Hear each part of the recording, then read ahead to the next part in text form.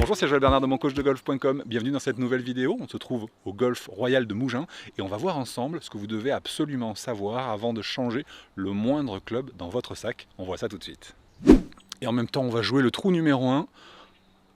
Trou numéro 1, pas très long, mais il ne faut pas se tromper ni à gauche ni à droite. Donc je vais commencer tranquillement avec un petit fer 2, essayer d'aller chercher le fairway.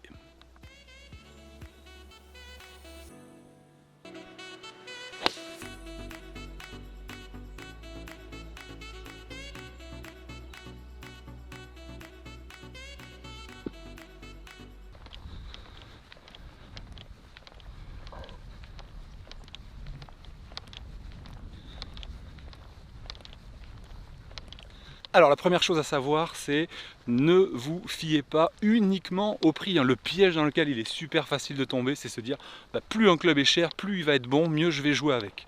C'est absolument pas un critère que je vous conseille de suivre. Même si a priori, si c'est cher, effectivement, vous aurez des matériaux de meilleure qualité, mais ce que vous devez privilégier avant tout, c'est premièrement, d'avoir un club qui est adapté à votre niveau. Il y a des clubs qui sont effectivement très chers, qui vont chercher de la performance maximale, mais qui sont difficiles à jouer. Je prends un exemple, les lames. Vous savez, ces fameux clubs, par exemple les marques Muira, sont des clubs qui sont assez chers, qui ont un toucher de balle qui est juste exceptionnel, mais honnêtement, c'est un petit peu comme, vous savez, comme une Rolls-Royce ou un petit peu comme une Bentley ou comme une Lamborghini. Vous savez, c'est ce que je vois parfois, ce sont des joueurs qui n'ont pas le niveau d'apprécier ou en tout cas de tirer un intérêt, enfin en tout cas un avantage d'un point de vue golfique, au-delà du fait de posséder de beaux objets, ça c'est autre chose, mais qui vont absolument pas tirer d'avantage d'avoir des clubs aussi chers. Donc ça, n'oubliez pas, les critères c'est pas le prix, je suis un petit peu essoufflé, ça monte là. Les critères c'est pas le prix, c'est premièrement, est-ce que c'est adapté à votre niveau? Deuxièmement, est-ce que c'est adapté à votre morphologie? Et troisièmement, est-ce que ça va vous permettre de mieux jouer, c'est-à-dire d'améliorer ce que vous aviez avant, puisque j'avais une élève une fois qui me disait Joël, est-ce que je dois changer de série? Ma série elle a 15 ans, elle est peut-être foutue, etc. Je lui dis prends des clubs, surtout que maintenant c'est facile d'essayer, prends des clubs et tu verras bien, joue-les sur le parcours. Ça c'est un conseil que je vous donne, jouez-les sur le parcours plus qu'au practice. Par exemple, elle, dans son cas c'était sa série de fer et elle s'amusait, elle tapait 2 balles. Alors il faut bien sûr jouer à un moment où il n'y a pas trop de monde sur le parcours.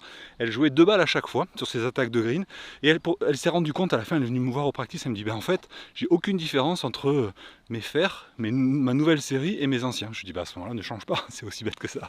Ok, alors à l'ancienne, parce que j'ai oublié mon Bushnell, je l'ai mis dans mon sac, dans mon chariot et j'ai oublié de le prendre.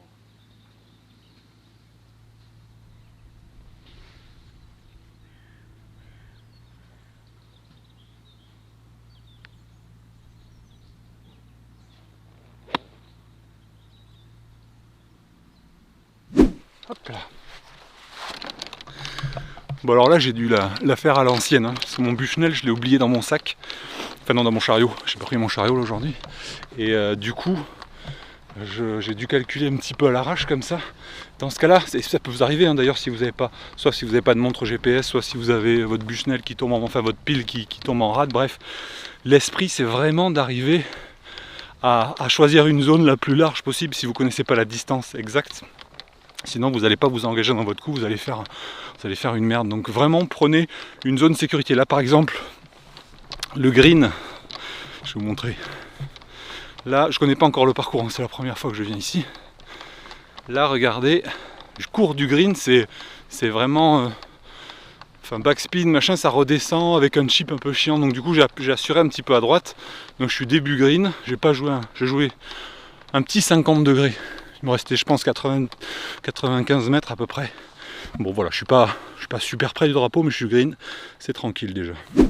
Alors l'autre chose que vous devez savoir et qui est vraiment importante lorsque vous décidez de changer votre matériel, c'est quand vous allez voir par exemple un vendeur, vous allez dans une boutique, c'est de lui préciser quel est votre style de jeu. C'est-à-dire est-ce que vous êtes un joueur plutôt long, plutôt court, lui donner les distances au pitch, ne lui donnez pas les distances totales, etc. En montant un petit peu, genre parce que vous avez un petit peu honte, etc. Donnez les vraies distances, parce que c'est super important d'avoir les bonnes informations, surtout s'ils n'ont pas d'outils genre un Trackman ou comment ça s'appelle, un radar qui permet de voir les distances ou de comparer. Donnez-lui les indications sur la hauteur de quel type de balle vous faites. Est-ce que vous avez tendance à faire des balles trop hautes? Est-ce que vous avez tendance à faire des balles trop basses? Est-ce que vous avez tendance à couper vos balles? Est-ce que vous avez tendance à hooker, etc. Parce que évidemment que c'est essentiel d'adapter tout ça à votre morphologie, c'est-à-dire la longueur de vos bras, votre taille, la taille de vos mains, évidemment, les doigts, etc. Si vous faites du S ou du XL en gants, vous n'allez pas avoir la même taille de grip, c'est une évidence. Mais au-delà de ça, ça va bien plus loin de ça quand vous choisissez du matos, c'est qu'il faut vraiment chercher à optimiser vos trajectoires. C'est aussi quelque chose qui est parfaitement possible, à la fois dans les configurations des têtes et à la fois dans les configurations des manches. Donc, voilà, donc ma recommandation c'est ça, c'est informer la personne qui va s'occuper de vous dans la boutique de votre style de jeu, des caractéristiques de votre style de jeu. Donc le parcours a l'air vraiment très beau et ce qu'il y a de sympa, regardez, c'est un peu nuageux au fond là-bas, c'est Grasse que vous voyez tout à fait au fond, mais on a une vue qui est juste hallucinante, on est vraiment en hauteur. En revanche, quand il y a du vent, ça doit être assez compliqué. Bon, voyons mon pote là un petit peu.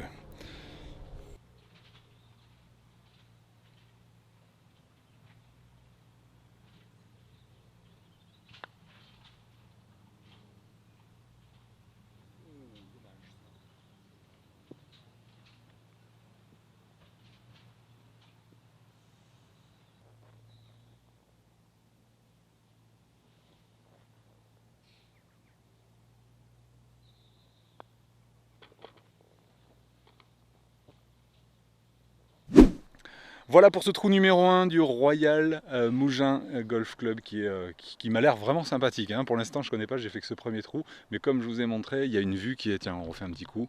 Il y a une vue qui est juste hallucinante sur Grasse, là-bas au bout. On a une vue, bon là il y a les arbres, mais sinon qui est assez impressionnante de chaque côté. Il y aura des jours, je pense, où par grand vent ça doit être compliqué. Ça sera l'occasion de faire une vidéo justement pour vous montrer comment je fais pour jouer quand il y a énormément de vent. En tout cas voilà, l'objectif ici c'était de vous donner déjà ces premiers conseils pour les fois où vous allez changer votre matériel. Et d'ailleurs, je vais vous faire d'autres vidéos là-dessus. Si vous ne recevez pas mes mails, c'est-à-dire si vous n'êtes pas inscrit à ma liste de contacts privés, je vous mets le lien juste en dessous, dans la description de la vidéo si vous êtes sur YouTube. Je vous mets même une autre vidéo. Vous aurez les deux choses. Vous pourrez vous inscrire sur ma liste de contacts privés pour recevoir mes conseils par email quasi quotidien. Et également accéder à une deuxième vidéo dans laquelle je vous montre de A à Z comment choisir le matériel qui est pour vous. Donc allez-y, allez voir ça.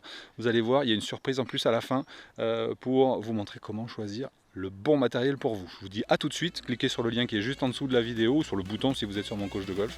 A bientôt, bye bye.